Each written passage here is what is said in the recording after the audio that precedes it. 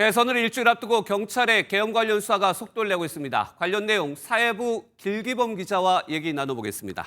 길 기자, 먼저 한덕수 전 총리에 대한 출국 금지 시점이 단일화 불발 이유인데 경찰은 어떤 반응입니까?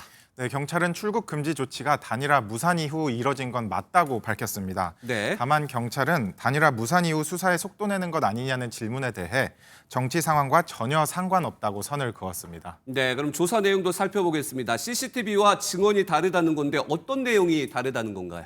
일단 경찰 관계자는 대통령실 접견실이나 복도를 비추는 CCTV가 음성 녹음이 안 된다고 밝혔습니다. 네. 따라서 CCTV에 찍힌 세 사람의 행동이 그간 진술과 달랐기 때문에 이번에 조사한 것이라고 추측해 볼 수 있는데요. 세 사람의 공통점은 계엄 당시 관련 쪽지 등을 받았다는 겁니다. 한 전 총리는 계엄 선포문을, 최 전 부총리는 비상입법기구 구상을, 이 전 장관은 단전단수 지시 관련 쪽지를 받지만 별 신경 쓰지 않았다고 언급했습니다. 네. 대통령실에서 종이 쪽지 몇 개를 좀 멀리서 이렇게 본 게 있습니다. 그런데 그 쪽지 중에는 소방청 단전단수 이런 내용이 적혀져 있었습니다.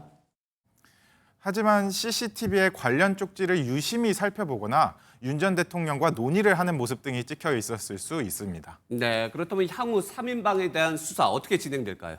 경찰은 일단 세 사람을 상대로 추가 소환을 통보하진 않았다고 밝혔습니다. 예. 신병 확보에 나설 것이란 분석도 나오지만 우선은 경찰이 세 사람에 대해 추가 혐의로 입건할 가능성이 가장 높아 보입니다.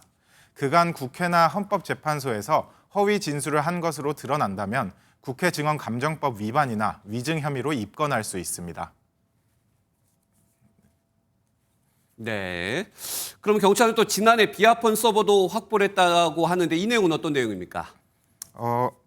네, 경찰은 비상계엄 선포 8달 전인 네. 지난해 3월치부터 서버를 복구하는 데 성공했습니다. 네. 그런데 공교롭게도 이 시점은 윤 전 대통령이 삼청동 안가에서 김용현 전 장관 등과 처음으로 계엄을 말한 시점으로 알려졌는데요. 예. 따라서 만약 당시 비화폰 서버를 분석한다면 계엄 모의 상황 전반을 밝힐 수 있다는 분석이 나오고 있습니다.